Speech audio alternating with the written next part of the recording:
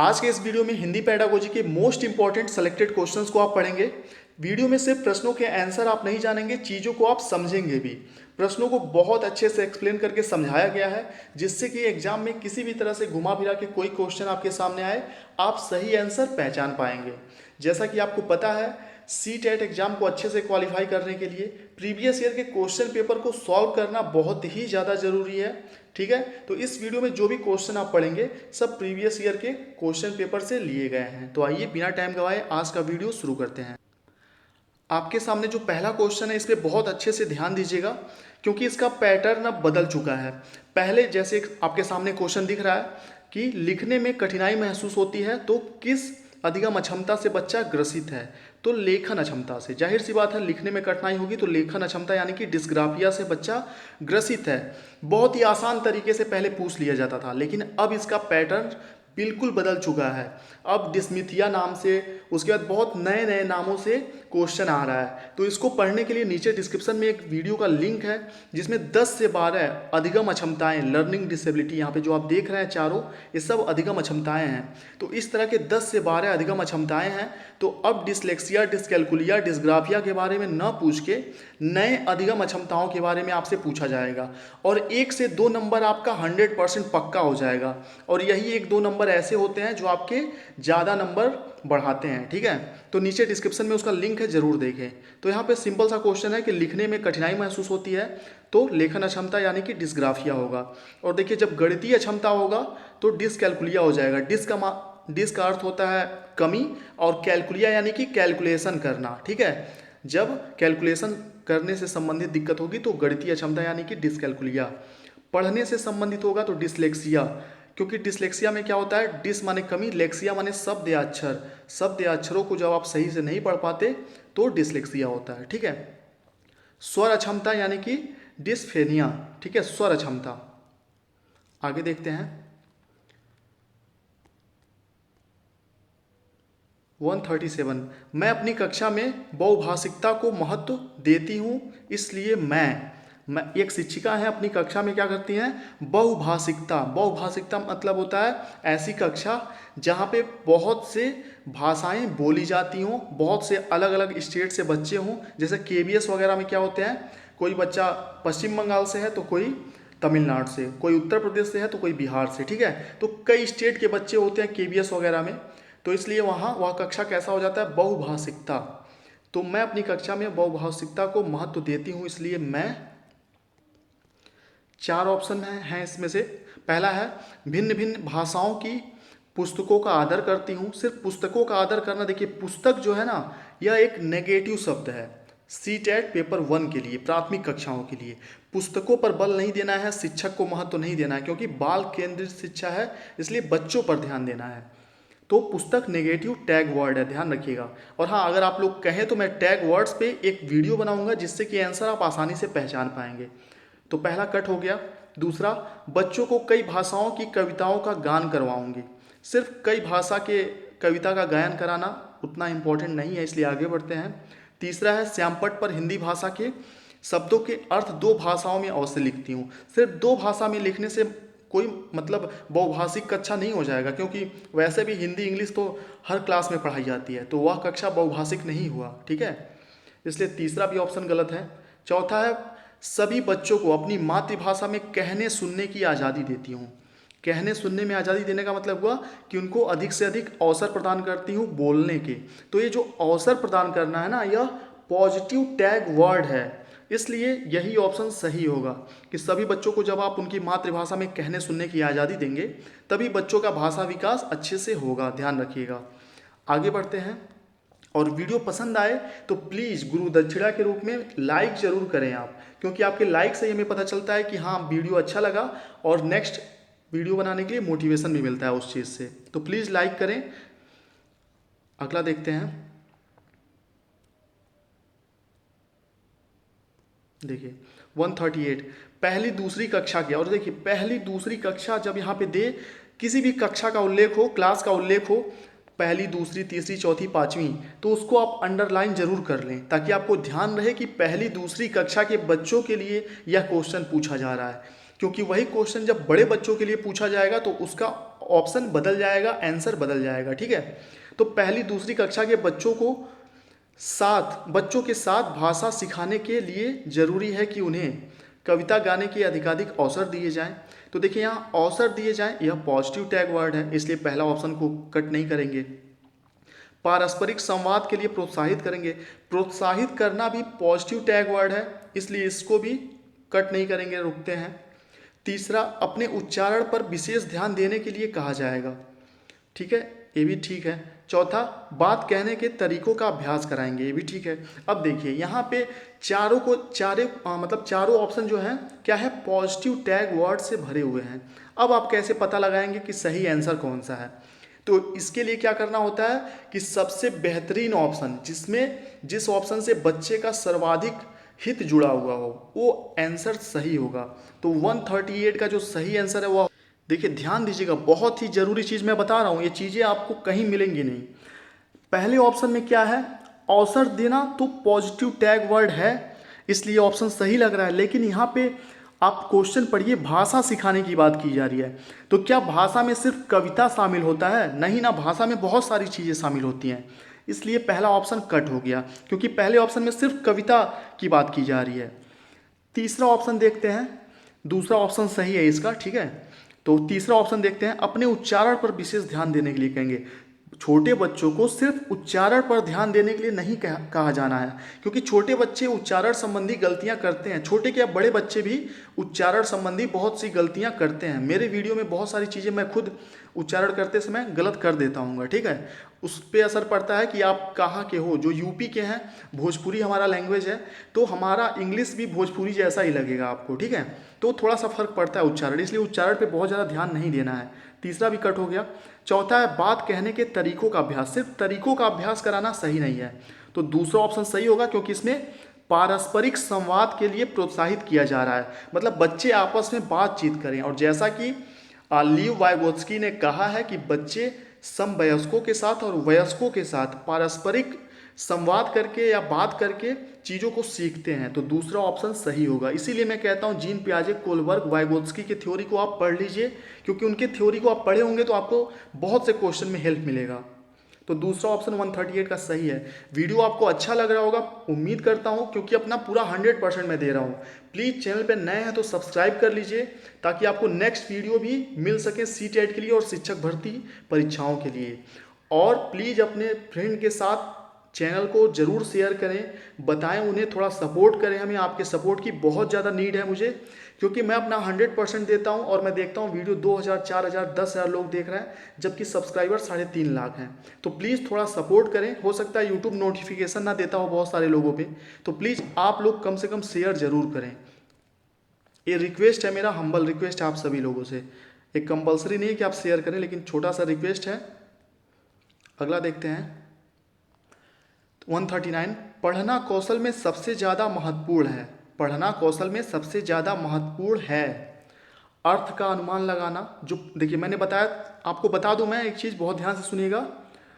जो भाषा के 4 कौशल हैं, सुनना, बोलना, पढ़ना और लिखना, ये भाषा के 4 कौशल हैं, जिसको हम सु, बो, प, ली के नाम से याद रखते हैं।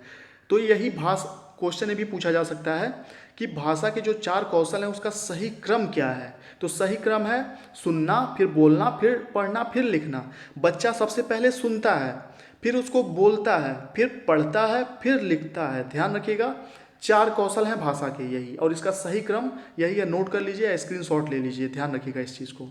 तो पढ़ना कौशल जो है सबसे ज़्यादा महत्वपूर्ण क्या है, पढ़ने की गति, शब्दों का उच्चारण, अर्थ एवं अनुमान, या तीसरा वर्डों की पहचान। तो 139 का सही आंसर है, पढ़ना कौशल के लिए सबसे ज़्यादा महत्वपूर्ण है कि आपको पढ़कर अर्थ समझ आए और आप चीज़ों का अनुमान लगा सकें।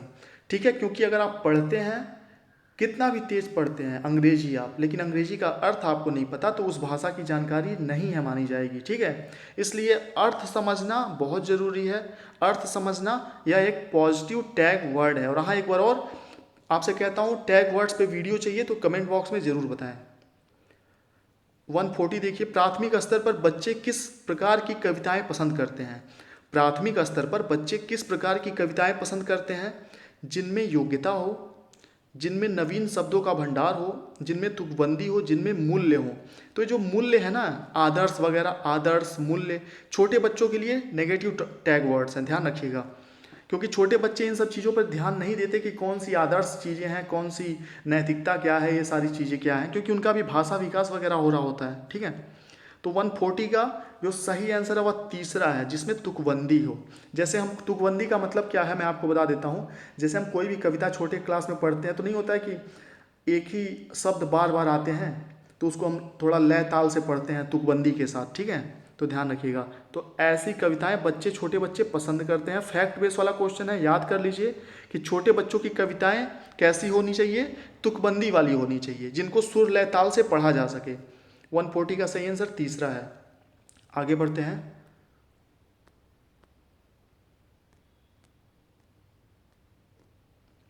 141, भाषा अर्जन के संबंध में कौन सा कथन उचित नहीं है? भाषा अर्जन के संबंध में कौन सा कथन उचित नहीं है? यहाँ ध्यान दीजिएगा, जब भी नहीं वर्ड आए तो आप इसको क्या करिए, अंडरलाइन कर लीजिए, ताकि आपको पता रहे कि इसमें नहीं है, कौन सा नहीं है, ये आपको बताना है। ठीक है, कौन सा नहीं है। तो देखते हैं आगे कौन सा नहीं है। भाषा अर्जन के संबंध में कौन सा कथन उचित नहीं है? भाषा अर्जन को सहज बनाने के लिए समृद्ध भाषिक परिवेश होना चाहिए। बिल्कुल, समृद्ध भाषिक परिवेश जो है पॉजिटिव टैग वर्ड है, यह ऑप्शन सही है, लेकिन यहाँ नहीं पूछ रहा है। दूसरा ऑप्शन, बिना विद्यालय गए भाषा अर्जन संभव है। ठीक है, तो भाषा जो है विद्यालय जाने की जरूरत नहीं है। भाषा, जो लोग पढ़े लिखे नहीं होते उनको भी किसी ना किसी भाषा का तो ज्ञान होता ही है। ठीक है, तो दूसरा ऑप्शन भी सही नहीं है यहाँ पे, क्योंकि यहाँ नहीं पूछ रहा है। तीसरा, सभी बच्चों में भाषा अर्जन की स्वाभाविक क्षमता होती है। बिल्कुल होती है। चौथा, भाषा अर्जन के लिए नियम सिखाए जाते हैं। बिल्कुल ज़रूरी नहीं है। जो लोग स्कूल नहीं जाते उन लोगों को भी भाषा आता है। जो लोग विदेश में पैदा होते हैं, मतलब जहाँ की मातृ लैंग्वेज इंग्लिश है, इंग्लैंड वगैरह में कोई पैदा होगा तो उसको स्कूल जाने की जरूरत नहीं होगी, ग्रामर सीखने की जरूरत नहीं होगी, फिर भी वो अच्छी इंग्लिश बोलेगा। ठीक है, तो भाषा अर्जन के लिए नियम सिखाए जाते हैं, गलत है। यही पूछ रहा है कौन सा नहीं है। चौथा ऑप्शन इसका सही होगा। ठीक है, अगला देखिए, भाषा की कक्षाओं में भाषा की कक्षाओं को लोकतांत्रिक बनाए रखने के लिए क्या जरूरी है? लोकतांत्रिक बनाए रखने के लिए क्या जरूरी है भाषा की कक्षा को? राज्य भाषा को अनिवार्यता पढ़ना। दूसरा है बच्चों को हर समय बोलने के लिए कहना। तीसरा, लोकतंत्र पर निबंध लिखना। चौथा, स्वतंत्र व मौलिक अभिव्यक्ति की अवसर देना। तो देखिए, यही टैग वर्ड्स हैं जो आपको पता होने चाहिए। अभिव्यक्ति के अवसर देना पॉजिटिव टैग वर्ड है, इसलिए चौथा ऑप्शन सही होगा, स्वतंत्र एवं मौलिक अभिव्यक्ति के अवसर प्रदान करना। देखिए, बच्चों को हर समय बोलने के लिए कहना, यह लैंग्वेज सही नहीं है, इसलिए ये ऑप्शन गलत हो जाएगा, दूसरा। चौथा सही होगा। ठीक है, कि भाषा की कक्षाओं के लिए को लोकतांत्रिक बनाए रखने के लिए स्वतंत्र एवं मौलिक अभिव्यक्ति के अवसर देना चाहिए। चौथा ऑप्शन सही होगा 142 का। अगला देखिए, वीडियो देखिए, अगर यहीं पे बीच में समाप्त हो जाए तो माफ़ी चाहूँगा, क्योंकि थोड़ा सा मैंने ध्यान नहीं दिया, बैटरी लो है। ठीक है, तो लाइट भी नहीं है, इसलिए मोबाइल चार्ज नहीं लगा पाया मैं, तो कभी भी बंद हो सकता है, तो ध्यान दीजिएगा। उसके लिए पहले ही माफ़ी मांग ले रहा हूँ मैं। वैसे पूरी कोशिश करूँगा कि वीडियो समाप्त हो जाए, हो सकता है चल जाए। 143, प्राथमिक स्तर पर बच्चों की भाषाई क्षमताओं के आकलन में सबसे अधिक कारगर है। प्राथमिक स्तर पर बच्चों की भाषाई क्षमताओं के आकलन में सबसे अधिक कारगर है, क्या है? जांच सूची, रेटिंग स्केल, पोर्टफोलियो, लिखित परीक्षा। इस पे भी मैं सोच रहा था कि एक वीडियो बना दूँ। पोर्टफोलियो हो गया, ऐसे जो बहुत से इंपॉर्टेंट चीज़ें हैं, शिक्षण अधिगम जो सामग्री होती है, ऐसे ऐसे शब्द आते हैं। पोर्टफोलियो हो गया, उसके बाद गणित में एक आता है अबेकस वगैरह, तो बहुत से लोग नहीं जानते हैं, तो उस पर भी एक वीडियो आपको बहुत जल्द मिलने वाला है। तो 143 का सही आंसर होगा 4, पोर्टफोलियो। पोर्टफोलियो क्या होता है? पोर्टफोलियो में सभी बच्चों की भाषा संबंधी जो प्रगति होती है, कितना उन्होंने सीखा, इसका क्या होता है? लेखा जोखा उसमें होता है। ठीक है, यह भाषा आकलन करने का एक सबसे उपयुक्त कारगर तरीका होता है। तो प्राथमिक स्तर पर बच्चों की भाषाई क्षमताओं का आकलन करने के लिए पोर्टफोलियो सबसे कारगर है, ध्यान रखिएगा। अगला देखिए, ये फैक्ट बेस वाला क्वेश्चन है 143 जो था। 144 देखिए, कहानी पढ़ने के बाद कक्षा में कौन सी गतिविधि सबसे कम प्रभावी है? कहानी पढ़ने के बाद कक्षा में कौन सी गतिविधि सबसे कम प्रभावी है? कहानी का अंत परिवर्तन करना, पहला ऑप्शन। दूसरा, कहानी को आगे बढ़ाना। तीसरा, कहानी को अपने शब्दों में कहना। चौथा, कहानी दोहराना। तो दोहराना ये इम्पॉर्टेंट चीज़ नहीं है। तो 144 का जो सॉरी माफ़ करिएगा, यहाँ पे देखिए मैंने भी ध्यान नहीं दिया, इसी चीज़ को मैं आपसे हमेशा कहता हूँ। कहानी पढ़ने के बाद कक्षा में कौन सी गतिविधि सबसे कम प्रभावी है? देखिए, तो चौथा इसका सही आंसर है, कहानी दोहराना। ठीक है, ध्यान रखिएगा। तो यहाँ पे अंडरलाइन आप कर लेंगे। मैं आपको यहाँ पे पता है क्या बताने जा रहा था? मैं बताने जा रहा था कि कौन सी गतिविधि असरदार है सबसे, जबकि यहाँ पे सबसे कम प्रभावी पूछ रहा है और मैं सबसे ज़्यादा प्रभावी आपको बताने जा रहा था। तो कम को आप अंडरलाइन कर लीजिए, गोला घेर लीजिए, ताकि आपको पता हो कि कम बताना है। चौथा ऑप्शन होगा कहानी दोहराना। ठीक है, देखिए गलतियों से हम सीखते हैं। इस गलती से आप भी समझ गए होंगे कि अगर मैं कम पे ध्यान नहीं देता तो मैं कौन सा ज़्यादा प्रभावी है वो बता देता आपको। 144 का चौथा सही है, कहानी दोहराना। 145 देखिए। और हाँ, बच्चे जो हैं, छोटे बच्चे जो हैं गलतियों से सीखते हैं, ध्यान रखिएगा, गलतियों से सीखते हैं। गलतियाँ सीखने की का एक अभिन्न अंग है, ध्यान रखिएगा। आपकी कक्षा में कुछ विद्यार्थी सड़क को सरक बोलते हैं, इसका सबसे संभावित कारण है 145। तो इसका सबसे संभावित कारण क्या है? उनकी मातृभाषा का प्रभाव। ठीक है, और मातृभाषा का प्रभाव बहुत ज़्यादा पड़ता है हमारे बोलचाल पे, हमारे उच्चारण पे। मेरे भी बहुत सारे उच्चारण जो हैं मातृभाषा से प्रभावित होते हैं। तो बहुत सारे कमेंट भी देखने को मिलते हैं कि सर इसको ये नहीं ए उच्चारण करते हैं, तो उसके लिए मैं माफ़ी चाहूँगा। लेकिन अगर आपको अर्थ समझ में आ जा रहा है तो यही ज़रूरी है, बाकी उच्चारण में थोड़ी बहुत गलतियाँ हो सकती हैं। ठीक है, तो आपकी कक्षा में कुछ विद्यार्थी सड़क को सरक बोलते हैं, तो इसका जो कारण है उनकी मातृभाषा का प्रभाव उनकी बोली पे। ठीक है, 146 देखिए। भाषा की कक्षा में बच्चों को किसी त्यौहार विशेष के बारे में बताना है, आप क्या करेंगे एक शिक्षक के रूप में? इसका पहला ही सही आंसर है, बच्चों को उस त्यौहार के बारे में अपने अपने अनुभव सुनाने के लिए कहेंगे। ठीक है, क्योंकि ये भाषा का पैडागोजी है, लैंग्वेज का पैडागोजी है, हिंदी भाषा का। तो यहाँ पे भाषा विकास पे बल दिया जाता है, इसलिए बच्चों को अधिक से अधिक बोलने के अवसर उपलब्ध कराना ही सबसे ज़्यादा ज़रूरी है, कंपलसरी है। ठीक है, ध्यान रखिएगा।